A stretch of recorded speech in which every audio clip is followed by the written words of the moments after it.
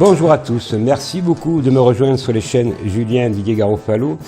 Je voudrais donc vous confirmer donc la naissance de Odyssée et de VK puisque je m'agrandis afin de faire passer l'information beaucoup plus forte, mais surtout pour contrer, comme vous le savez tous, la censure qui est de plus en plus forte.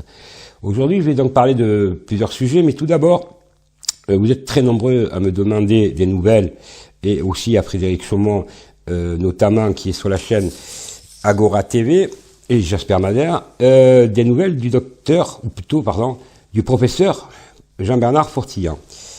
Je vais donc laisser la parole à Frédéric Chaumont, qui va vous donner des nouvelles, mais surtout les coordonnées. Nous sommes totalement sans nouvelles de notre ami le professeur Jean-Bernard Fortillan. Nous n'avons pas eu de nouvelles non plus de la part de son épouse. Je voudrais toutefois remercier toutes les personnes qui le soutiennent et qu'elles sachent que nous vous tiendrons informés des suites des événements. Merci pour vos écrits. Je vous invite à lui écrire à la prison de la Santé. Vos encouragements et vos prières constituent le meilleur soulagement qu'il puisse avoir en ce moment. Merci Frédéric pour ces nouvelles.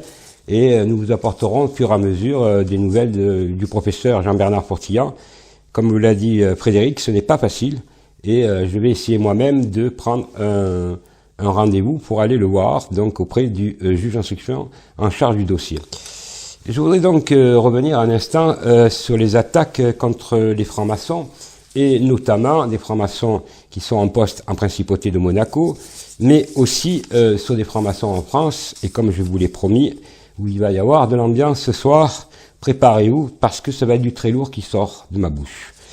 D'abord, je voudrais rappeler les Français qui sont à Monaco, qui dirigent Monaco, et qui sont tous francs-maçons véreux, notamment M. Thierry Lacoste, Didier Linotte, Laurent Anselmi, Morgane Raymond, juge d'instruction de la nationalité monégasque, Ludovic Leclerc et Sylvie Petit-Leclerc, qui est actuellement procureur général à Monaco. Ces gens-là, donc officiellement, j'ai donc déposé des plaintes à leur encontre.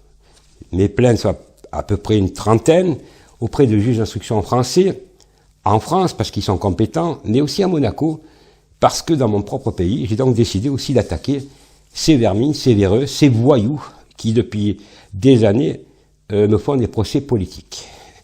À ce sujet, je voudrais dire simplement, je vais vous mettre un peu d'ambiance, notamment mettre 2-3 pièces que vous allez voir ici, notamment sur Monsieur Lacoste, Thierry Lacoste, avocat du prince Albert II de Monaco, qui est un ripou véreux corrompu, avec Didier Linotte, et notamment Laurent Anselmi, avec, comment dire, la complaisance des magistrats que je viens de citer, Morgane Raymond, Ludovic Leclerc, et Sylvie Petit-Leclerc, qui est actuellement procureur, comme je l'ai dit. Vous avez donc cette facture, ou ce monsieur dans une des factures, on le voit, facture, on ne sait pas de quoi les factures, hein, juste on me doit 500 000 € en email, c'est nouveau, ce sont les factures, vous savez comment on dit, ça s'appelle du blanchiment d'argent et association de malfaiteurs. Donc j'ai saisi les tribunaux français, bien entendu, je ne vais pas dire lesquels, puisque je sais que ces gens m'écoutent, donc j'ai saisi des gros organismes, car ces gens-là, c'est du blanchiment d'argent, en bande organisée, et enfin des francs-maçons vont tomber.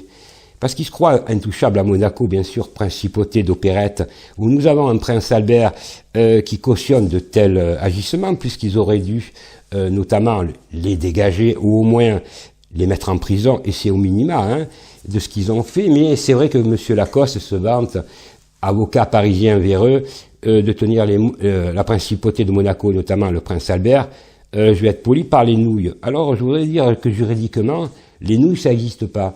Mais ce qui existe juridiquement, c'est que c'est bien une association de malfaiteurs qui blanchit de l'argent. Et là nous parlons de centaines de millions d'euros. Alors je voudrais dire à M. Lacoste, aux gens que j'ai cités, messieurs maintenant, mesdames, messieurs, vous allez vivre l'enfer puisque je détiens des documents qui sont en ligne, qui prouvent vos délits criminels, que vous êtes pas des délinquants, des voyous, qui se permettent en plus de salir des personnes, moi entre autres, et puis Frédéric Chaumont, bien d'autres, par vos magouilles de criminels. alors vous allez rendre des comptes. Et croyez bien que je ne vais pas lâcher le morceau. Et c'est pas les menaces de mort qui vont m'inquiéter. Vous avez donc ce document, un des documents ou deux qu'on va mettre, mais vous avez bien entendu un lien qui est spécial, vous avez tous les emails qui se font entre eux, hein, vous voyez, mais ils se demandent comment on a eu à avoir les emails. Ben, je voudrais leur dire à ces messieurs qu'il faudrait qu'ils soient un peu plus malins, parce que c'est pas que ça qu'on détient, c'est des dizaines, des centaines de documents, alors bancaires et tout, alors nous allons tout mettre en ligne. Maintenant je voudrais en revenir sur le plan français. Je voudrais rappeler que j'ai été blanchi, heureusement, par la chambre d'instruction d'Aix-en-Provence. D'ailleurs, la presse, vous allez avoir l'article, mais en même temps, vous aurez aussi l'arrêt entier, pourquoi on m'a donné raison et pourquoi on a refusé mon extradition en principauté de Monaco. Tout simplement, la principauté de Monaco, je ne voudrais pas faire un cours de droit à certains, mais certains en ont besoin pour leur rafraîchir la mémoire. La principauté de Monaco a signé, comme la France, la Convention européenne des droits de l'homme, notamment la liberté d'expression. Et la liberté d'expression, c'est pareil, c'est les mêmes critères en principauté de Monaco qu'en France.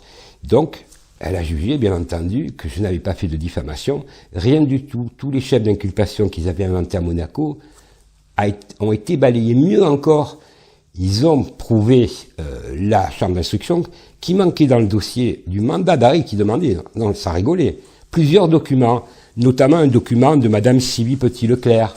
Alors je m'adresse à vous, Madame Sylvie Petit-Leclerc, procureure de Monaco. Vous avez une plainte là, actuellement dans votre bureau de moi, que j'ai déposée au juge d'instruction, Monsieur Vaux, que je mets en ligne, entièrement en ligne. Madame, si vous couvrez les agissements mafieux de ces gens-là, croyez bien, parce que vous allez avoir ma vidéo, puisque j'ai votre email, que j'ai déjà saisi le gouvernement français pour une enquête. Pour un, vous révoquer, et deux, vous faire un procès, et trois, vous faire mettre en prison. Parce que là, vous couvrez des agissements criminels.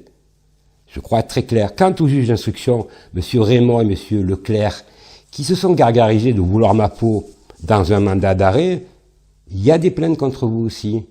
D'ailleurs, c'est dans la plainte que je joins, vous avez sur l'écran. Voilà, des plaintes comme ça, j'en ai déposées dans toute la France, même en principauté de Monaco, parce que j'ai peur de rien.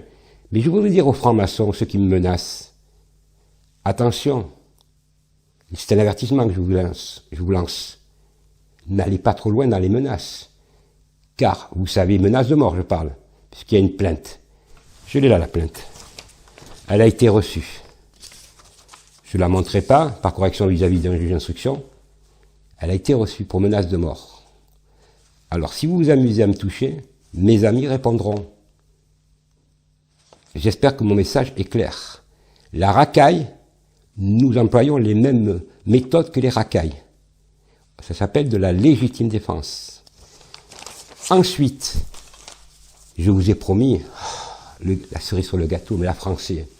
C'est-à-dire que c'est les Français, ils font des délits en principauté de Monaco criminels, bien entendu, avec la caution du prince Albert. S'il y avait le prince régné, ces gens-là n'auraient pas leur place, ils n'existeraient même pas. C'est vrai que depuis que nous avons le prince Albert à Monaco, nous avons droit à une mafia sans précédent russe, franc-maçonne, blanchiment d'argent. Quel beau pays, ouais, quel beau pays de criminels.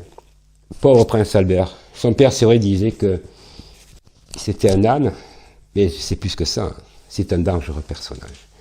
Alors, en ce qui concerne le volet français, mesdames et messieurs, c'est très simple. Pour qu'on comprenne bien que je rigole pas, j'avais averti que j'avais la liste des 160 000 francs-maçons, plus la comptabilité du Grand Orient. Alors ce soir, pour donner un peu d'ambiance, je vais vous mettre 2-3 documents. Ça, c'est rien. 2-3 documents avec des noms, des emails, et une carte, vous savez, une carte du monde, rien que comme ça. Mais on la fera que sur l'Afrique, peut-être, ou 2-3 cartes. Et vous allez voir que la franc-maçonnerie française travaille avec la franc-maçonnerie étrangère, mieux, africaine. Alors, excellent, surtout quand on sait qu'en Afrique, ils meurent de faim. Mais pas les francs-maçons, ils meurent pas de faim. Hein. Donc, vous allez avoir des noms. Mais je détiens des dizaines, écoutez bien, milliers de documents internes. Alors, je dis au Grand Orient de France, vous n'avez plus votre place. Vous êtes des criminels. Vous avez ruiné la France. On nous retrouve même des hommes politiques, là, tous ceux que vous avez au pouvoir. ceux qui vous empêchent de vivre, ceux qui vous empêchent tous les jours d'avoir un espoir pour vos enfants, ceux qui vous donnent des leçons de morale. On le sait, M. Castex, grand leçon, avec M. Véran, j'emploierai pas les mots, car vous savez très bien que sinon je vais être censuré. Donc ces gens-là, ils nous font ils donnent la peur, et eux, ils dansent sur la table. Par exemple, les restaurants clandestins, eux, ils y vont. Journalistes, BFM, tout ça, c'est pas eux, c'est pas grave. Monsieur Castex, pas grave, lui, hein. Peut manger avec 200 personnes autour, se choper, on va dire, le X, et après encore vous donner des leçons de morale à nous dire à vous, attention, hein, si vous faites pas ça, eh ben vous sortez plus, hein.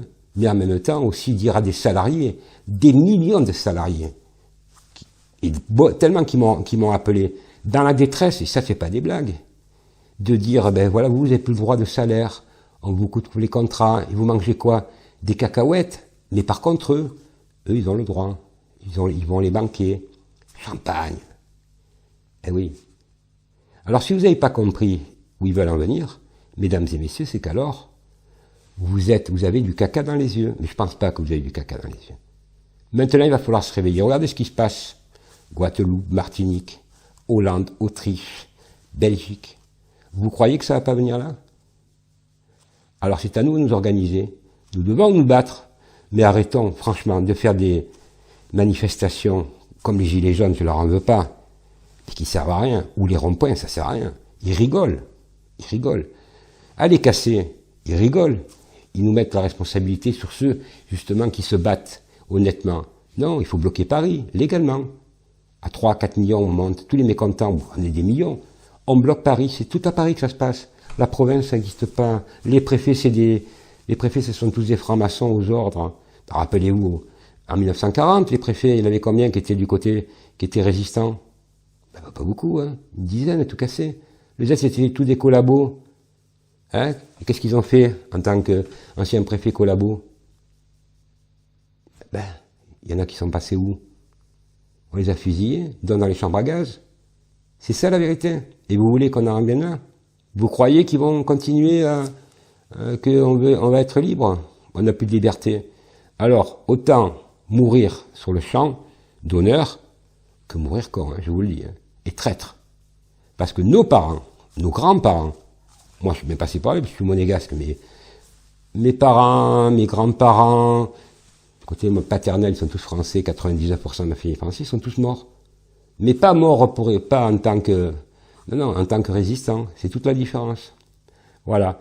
Alors j'espère, mesdames et messieurs, que vous allez me rejoindre, moi et d'autres personnes, parce que je ne suis pas seul, mais qu'on va faire donc un grand mouvement. Un grand mouvement. Pas un conseil national de transition pour dire que c'est une transition.